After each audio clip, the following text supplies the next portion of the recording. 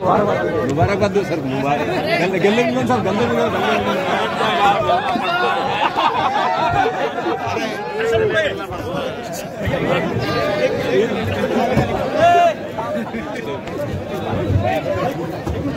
अरे अभी फैसला नहीं आया।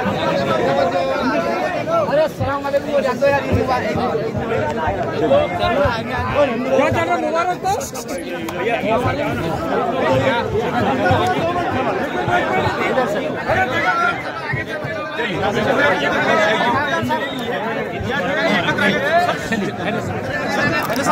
साहेब काय सांगाल तुम्ही या ठिकाणी गळाभेट घेतली आणि त्यानंतर काढता पाय घेतलाय हे तसं काही नाही आहे। मी सर्वप्रथम तर सगळ्या देशवासियांना ईदच्या हार्दिक शुभेच्छा देतो।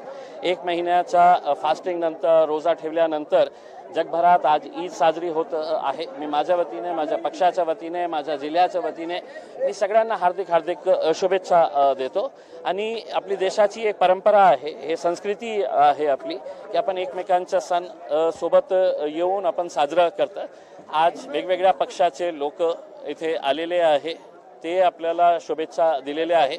माझी शुभेच्छा त्यांनाही आहे। मी त्यांचं स्वागत करतो, जे आलेले आहे आज मी सर्वांचं स्वागत करतो आणि अपेक्षा हे बाळगतो की येणाऱ्या काळामध्ये सगळे जे वेगवेगळ्या राजनैतिक पक्षाचे नेते आहे आणि विशेषकर भारतीय जनता पार्टीचे नेतेही आले असते तर मी त्यांचंही स्वागत केले असते, कारण आपली परंपरा, आपली संस्कृती आपल्याला जपायची आहे। निवडणूक येतील जातील, कोणी पराभव होतील, कोणी जिंकतील, पण आपल्याला आपली परंपरा ठेवायची आहे, आपली संस्कृतीला जिवंत ठेवायचं आहे। बरं, तुम्ही गळाभेट घेतल्याबरोबर खैरेंनी काढता पाय घेतला, थांबले सुद्धा नाही। काय आहे की ते आले, मी त्यांचं स्वागत करतो। कधी त्यांना जायचं होतं आणि कधी पळायचं होतं हे त्यांच्यावर निर्भर आहे।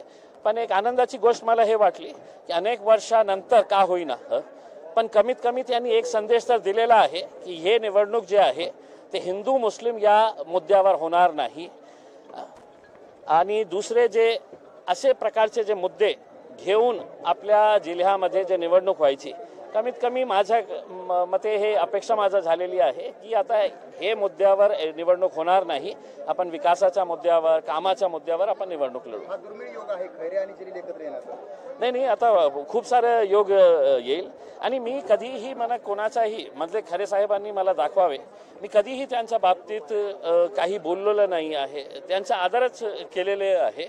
जिल्ह्याचे मोठे नेते आहे, वेगळ्या पक्षात असू शकते पण मी त्यांचा आदरच केलेले आहे आणि त्यांचंच नाही पण मी ते सगळे जे वेगवेगळ्या पार्टीचे नेते आहे ते मी त्यांचा आदरच केलेले आहे।